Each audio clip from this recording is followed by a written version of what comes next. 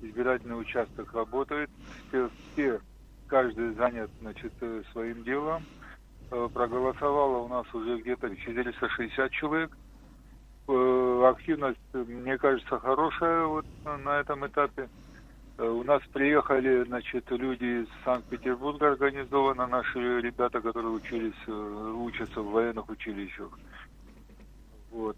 Так что вот ситуация такая, в общем. Первым, кстати говоря, сегодня проголосовал у нас на участке Хрущев Александр Георгиевич. Мы выражаем везде, где можем, благодарность, российским властям за те условия, которые они нам создали здесь. Да. Очень внимательное отношение к нам, на самом деле, от них это мы чувствуем. Есть и международные наблюдатели, целая группа людей была.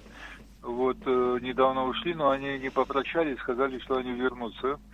И были, еще, у нас есть наблюдатели от каждого штаба избирательного, по 3 человека от каждого штаба, сменяя друг друга, они сидят в зале.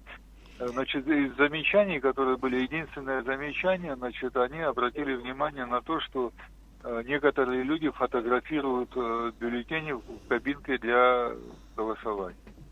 Но мы приняли меры для того, чтобы этого не было, предупреждаем всех, и так далее. Но поскольку у нас никаких мер воздействия нету, наказать-то мы не можем за это, да, предупреждаем просто, что этого делать нельзя.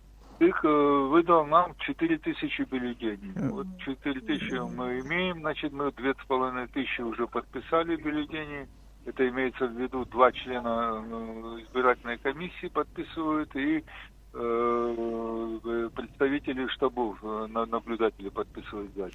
Примерно такое же, насколько я помню, то ли 3800, то ли 4000, примерно так же было. В принципе. В этом году немножко ситуация другая. Мы же знаем, что из других регионов России, из Питера приезжают в Москву, чтобы голосовать. Как вы думаете, достаточно этих бюллетеней, которые вам ЦИК выдал?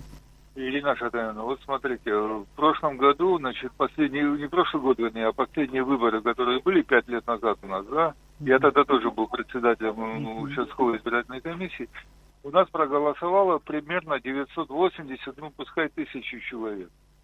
Вот все остальные бюллетени мы погасили, запаковали и отправили их обратно в центр избирком. Вместе с теми бюллетенями, которые были проголосованы, отдельно мы, отправили обратно непроголосованные бюллетени. В этом году, даже если будет немножко больше людей, да, то все равно мы, я думаю, где-то до 2000, если дотянем, это будет много. Пока с утра была большая активность, сейчас еще люди продолжают ехать, где-то 460 до 500 немножко не хватает сейчас.